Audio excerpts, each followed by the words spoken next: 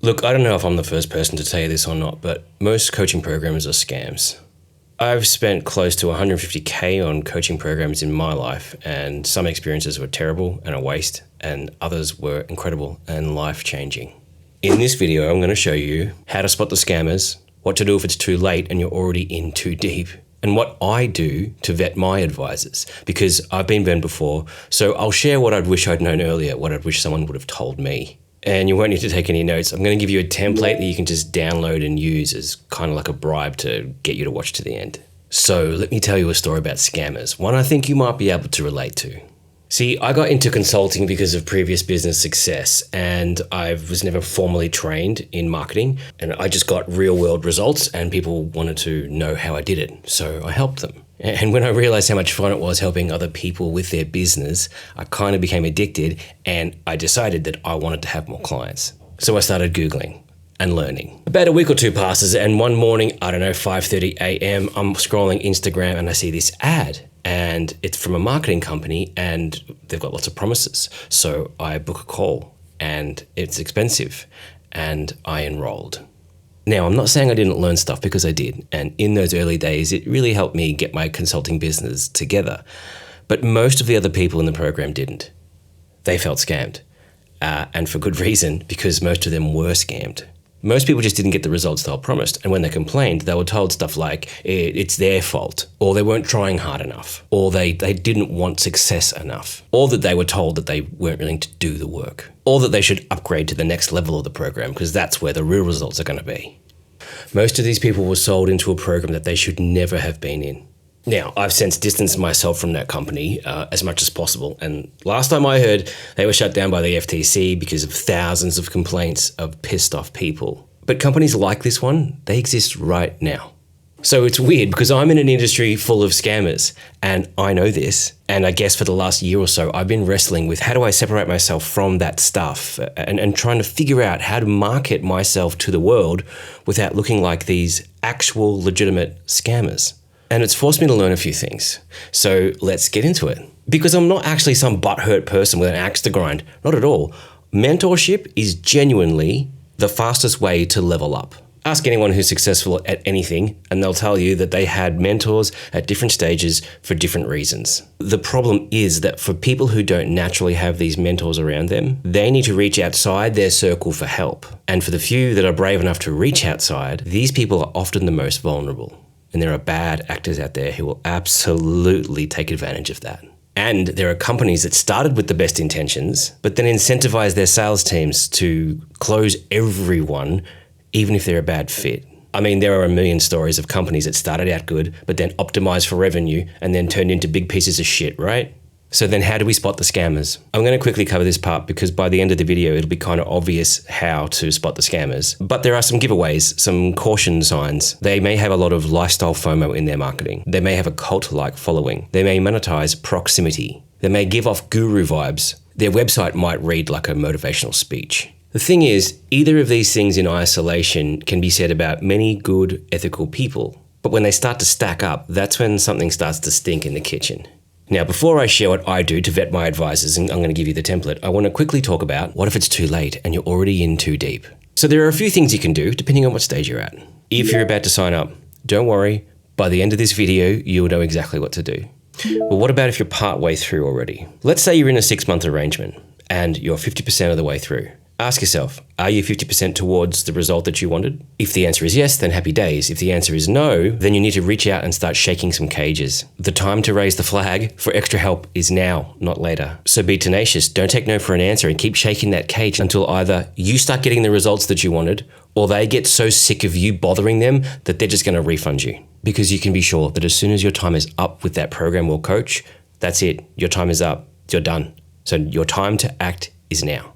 Well, that's great, but what about if you've already finished with a program or a coach and you're still unhappy? What do you do now? Well, this falls into tricky territory because that time to act is kind of past, but there is still hope. If your advisor, coach, mentor program, if that was really a scam, then you're going to be greeted with a closed door. You're going to be greeted with, no, sorry, your time is up. That's it. Move on.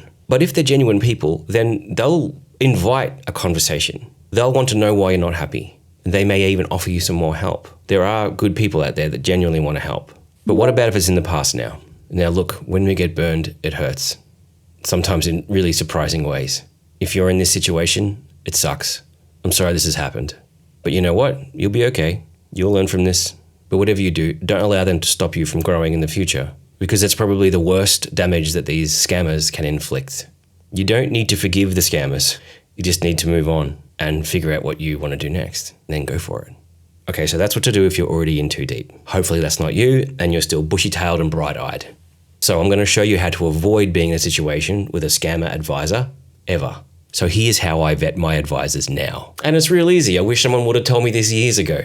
Just think of it like going clothes shopping. If you walk in and say, I'm here for clothes, you're going to be a salesperson's dream. And you walk out with your arms stuffed with shopping bags like some shopping spree scene in a 90s movie, with more clothes than you'll ever wear or need. But rest assured, you've swiped that credit card and they now have your money. So here's what it looks like when vetting an advisor. And I've broken it into 3 steps. The first step is to look inward. So I ask myself, what do I actually want? Until I can define what I want, then I am fresh meat for a scammer. If I'm chasing a lifestyle, I'm fresh meat for a scammer. If I'm looking for one single solution to fix all of my problems, I am fresh meat for a scammer. Let me give you an example. This happens all the time in the life coaching business space because that niche is so easy picking. These scammers and unethical coaching businesses know that people want a better life. And that's what they're exploiting, and that's what they're selling, a better life. Their marketing is full of lifestyle FOMO. The details don't matter, and people get wrapped up in the marketing dream of having a lifestyle business that gives them everything they've always desired without actually defining what it is that they want. So first step, look inward, figure out what you actually want from your advisor.